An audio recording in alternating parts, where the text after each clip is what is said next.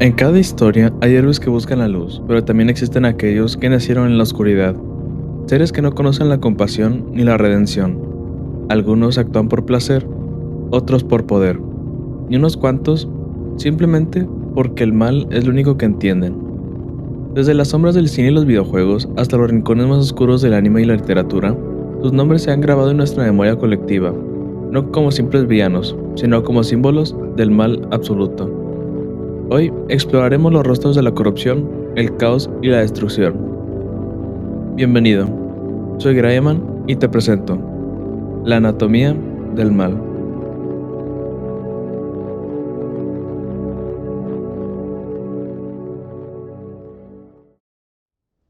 ¿Qué pasa cuando juntas una mente brillante, un sentido retorcido de la justicia y un poder sin límites? Pues vamos a verlo.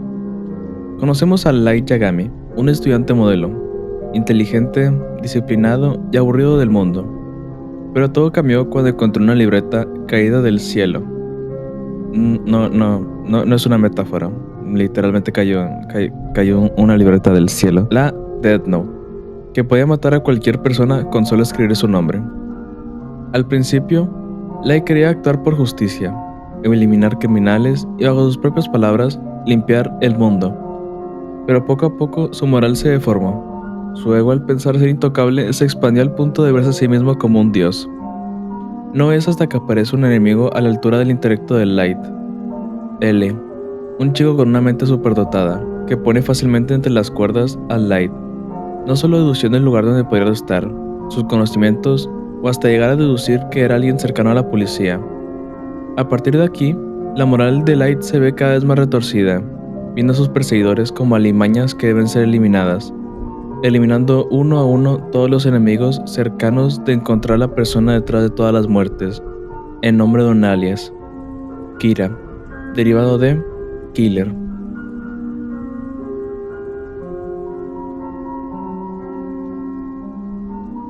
Con el tiempo, Light pierde su humanidad.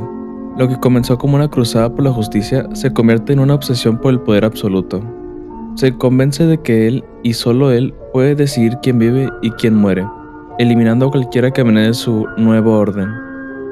Empieza a manipular a otros, como Misa Amane, otra poseedora de una Death Note, y hasta sacrificar a quienes confían en él. Detrás de su sonrisa perfecta se esconde un narcisista con un complejo de Dios, la creencia de que su moral está por encima de cualquier ley humana. Tras la muerte de L, Light quiere haber ganado. Durante años reina como Kira en las sombras, venerado por millones, pero su arrogancia lo ciega. El sucesor de L, Nier, logra acorralarlo en su propio juego de deducción. En el clímax, Light es desenmascarado frente a todos. Intenta justificarse, gritando que lo hizo todo por justicia, pero su máscara cae. Solo queda un asesino desesperado. Ryuk, el mismo Shinigami que le dio el cuaderno, cumple su promesa que le había hecho hace años. Dice que sería yo quien escribiría tu nombre en la Death Note. Y así termina Light Yagami, no como un dios, sino como un hombre que hizo ser más de lo que podía ser.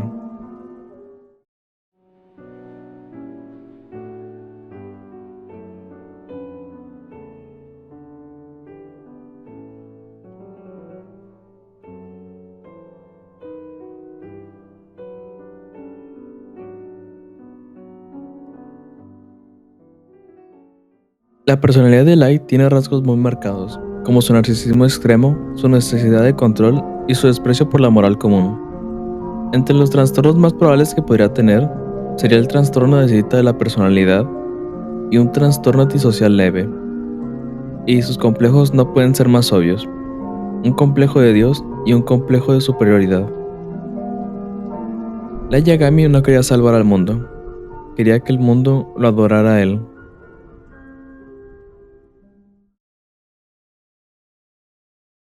A simple vista, Gustavo Fring es el empresario ideal, educado, filántropo, dueño de una cadena de restaurantes llamada Los Pollos Hermanos.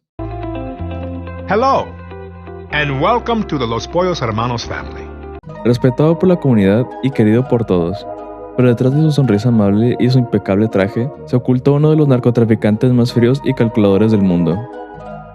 Mientras sus restaurantes son símbolos de calidad y amabilidad, en las sombras sirven como una fachada de una red internacional de metanfetaminas. Gustavo no es un criminal impulsivo. Construye su negocio con disciplina militar, estructura corporativa y una red de lealtades forjadas por miedo y respeto. Su secreto es simple. Si actúas como un hombre decente el tiempo suficiente, nadie sospechará de ti. La sociedad lo ve como un héroe, la DEA lo ve como un modelo, solo unos pocos perciben la verdad. Gus Fring no solo vende droga, construye un imperio moralmente perfecto en su mente. Gustavo Fring es el opuesto de muchos criminales televisivos. No busca placer, dinero ni fama. Busca control total. Cada palabra, cada movimiento, cada gesto suyo está calculado. Cuando mata, lo hace sin emoción. Cuando sonríe, lo hace sin alegría. Y cuando la venganza ocupa su corazón, espera años para ejecutarla. Su mayor enemigo y obsesión es Héctor Salamanca, miembro del cartel que destruyó su pasado y humilló a su compañero y posible amante Max Arciénaga. Desde ese día, Gus vive por una sola idea: venganza disfrazada de respeto.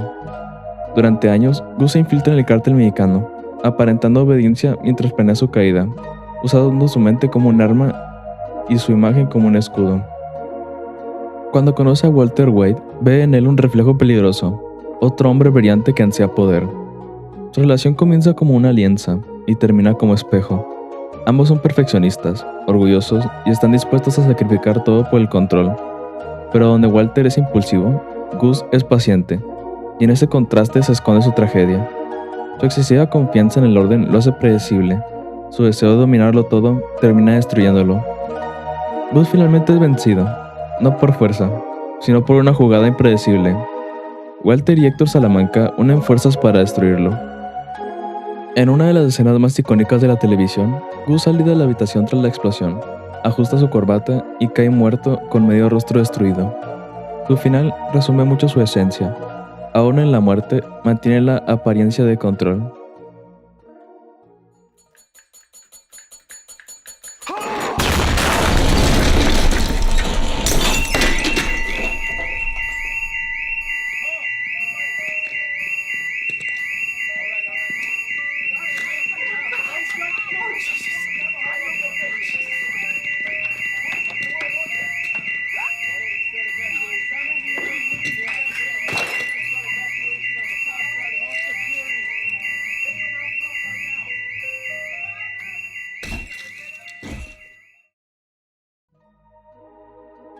Sus trastornos son claros: un trastorno obsesivo compulsivo del control al intentar dominar cada aspecto de su entorno, una psicopatía funcional, un rasgo paranoide.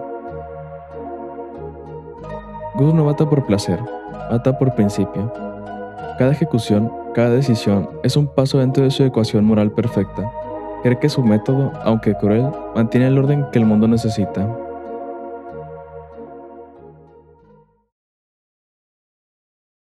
John Kramer fue, antes que asesino, un ingeniero civil, esposo y futuro padre. Una vida común, sin señales de locura, hasta que el destino se lo arrebata todo. Tras perder a su hijo por negligencia médica y recibir un diagnóstico terminal de cáncer, Kramer se sumerge en una profunda desesperación. Intenta quitarse la vida, pero sobrevive. Y en ese momento de dolor y revelación, nace Jigsaw. Para él, la muerte ya no es un final, es una herramienta para enseñar el valor de la vida. Jigsaw no se considera un asesino. De hecho, repite una y otra vez: yo nunca mato a nadie. Ellos deciden si viven o mueren. Sus víctimas son personas que, a su juicio, desperdician la vida. Drogadictos, criminales, infieles, mentirosos. Les coloca trampas que él les hace llamar juegos, donde la única forma de sobrevivir es sufrir, mutilarse o enfrentarse a sus propios pecados. Cada dispositivo es una metáfora. El hombre que no valora su visión debe arrancarse los ojos. El que miente con su boca debe arrancarse la lengua. El que roba el tiempo de otros debe pagar con el suyo. Jigsaw convierte el dolor en doctrina, el sufrimiento en redención.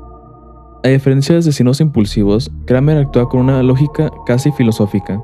Cree que el sufrimiento purifica, que solo enfrentando el dolor uno valora la vida, pero su ideología está contaminada por el rencor y el orgullo. En su mente, él no castiga, educa, no mata, da segundas oportunidades. Su moral retorcida es un reflejo del trauma que lo consume. El cáncer le quitó el control de su cuerpo y entonces decidió controlar el destino de los demás. Su apodo, Jigsaw, no solo alude a las piezas de rompecabezas que dejan sus víctimas, sino a su visión del mundo. La vida es un rompecabezas y el sufrimiento es la pieza que falta. Con el tiempo, Jigsaw creó una red de aprendices, Amanda Young, Mark Hoffman, entre otros, quienes continúan su obra incluso después de su muerte. Pero mientras ellos disfrutan la violencia, John la racionaliza. En su mente, sigue siendo un maestro, un hombre que enseña, aunque sus métodos sean inhumanos. Lo irónico es que muchos de sus alumnos mueren sin aprender nada. Sus juegos se vuelven cada vez más crueles, más elaborados, más deshumanizados. Jigsaw se convierte en lo que juró no ser, un verdugo con complejo de salvador. John Kramer muere, pero su presencia persiste. Grabaciones, trampas preprogramadas y discípulos aseguran que su mensaje sigue vivo. Incluso muerto, Jigsaw continúa manipulando el miedo. Su cuerpo desaparece, pero su ideología, esa mezcla de moral y sadismo, se convierte en una religión del dolor. No aprendiste nada esta noche, ¿o sí? Tu odio y tu venganza solo lastimarán a los que amas. Matarme solo aumentará tu miseria y no te devolverá a tu hijo.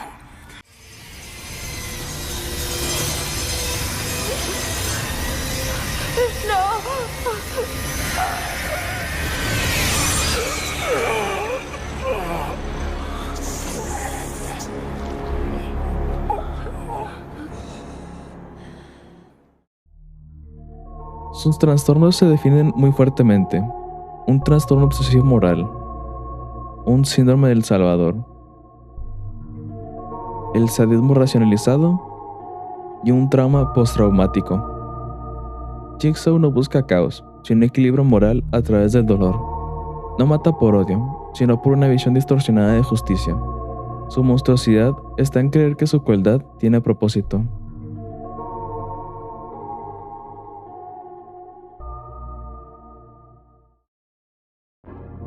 Light Yagami mata por justicia. Gus Fring mata por control. John Kramer mata por redención. Tres hombres distintos, un mismo hilo visible. El deseo de jugar a ser Dios. Pero el Dios de Death Note cae por su orgullo. El Dios de los pueblos hermanos por su obsesión. Y el Dios del rompecabezas por creer que la vida podía medirse con dolor. Al final todos comparten la misma condena. La ilusión de que su maldad tiene sentido. No existe una historia única para el Joker. A veces fue un comediante fracasado, otras un criminal que cayó en un tanque de químicos, y en The Dark Knight, un hombre que cambia su pasado cada vez que abre la boca. Pero el Joker no tiene origen, es un espejo roto. Cada versión refleja un pedazo distinto de la locura humana, y él mismo lo dice: si voy a tener un pasado, prefiero que sea de opción múltiple. El Joker no es un hombre, es una idea, la anarquía encarnada. El Joker solo tiene sentido frente a Batman, el héroe que representa el orden, la ley y la moral absoluta. Joker es su opuesto perfecto, un hombre que cree que la cordura es una mentira y que todos pueden romperse con el empujón correcto. Su propósito no es dominar el mundo, sino romper la ilusión del control. En su mente, Batman no es un enemigo, es su experimento. Un ser que prueba su teoría, que cualquiera, incluso el más justo, puede caer en la locura. Mi punto, Gordon se ha vuelto loco. He demostrado que no hay diferencia entre cualquier otra persona y yo. Lo único que hizo falta fue un mal día. Dime cuán lejos está el mundo de ser como yo. Solo un mal día. El Joker carece de plan a largo plazo. Su estrategia es el caos organizado. Cada crimen, cada acto, está diseñado no para ganar, sino para probar un punto. En The Killing Joke, tortura a Jim Gordon para demostrar que la cordura es frágil. En The Dark Knight, incendia una montaña de dinero para mostrar que el poder no lo motiva. En Joker de 2019, Arthur Fleck representa la versión más trágica, un hombre quebrado por la indiferencia social que finalmente abraza su locura como liberación. El Joker no quiere un imperio ni seguidores, quiere demoler la estructura moral de la humanidad, y su mejor herramienta es la risa. A diferencia de otros villanos, el Joker no es calculador como Gus, ni moralista como Jigsaw, ni idealista como Light. Él es puro instinto, puro impulso, el nihilismo absoluto, la creencia de que nada tiene sentido y por tanto todo está permitido. ¿En serio parezco a alguien que planea? ¿Sabes lo que soy? Soy un perro siguiendo autos. No sabría qué hacer si los alcanzo. No, yo solo hago. Para él, el crimen no es un fin, es una obra de arte. El dolor, un chiste. Y la muerte, la última carcajada. El Joker no mata por necesidad ni por odio. Mata por curiosidad, porque quiere ver qué sucede cuando se rompe todo el equilibrio. Su sonrisa, ya sea dibujada, tallada o forzada, simboliza la negación del miedo. El Joker no siente piedad, ni dolor, ni culpa, solo emoción ante el absurdo.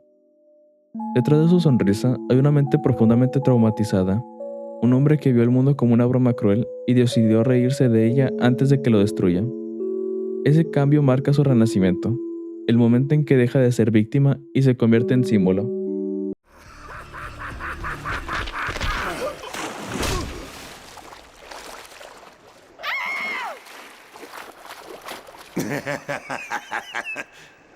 Aún estás en problemas.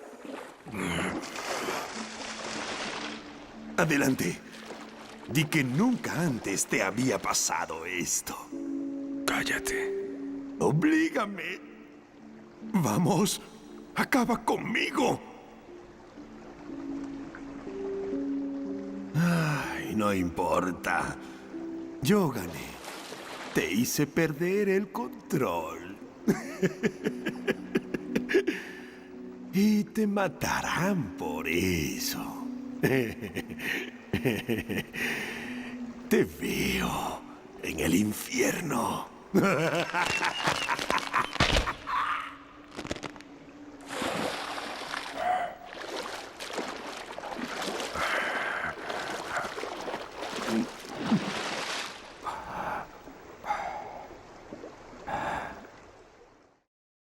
Su locura deja ver evidentemente sus trastornos. Psicopatía antisocial, un trastorno de personalidad narcisista. El Joker no busca curarse y ser comprendido. En su mente la locura no es una enfermedad, es libertad. Light Yagami cree en la justicia, Gus Fring cree en el orden, Jigsaw cree en la redención, pero el Joker no cree en nada. Y esa es su fuerza. Mientras otros justifican la maldad, él la celebra. El Joker no es la oscuridad, es la luz distorsionada que muestra lo que hay cuando se apaga la razón. El Joker no destruye por odio, sino por diversión. Y lo más aterrador es que, en su locura, hay verdad. Porque al final, quizá el mundo siempre fue un mal chiste, solo que él fue el único que se atrevió a reír de él.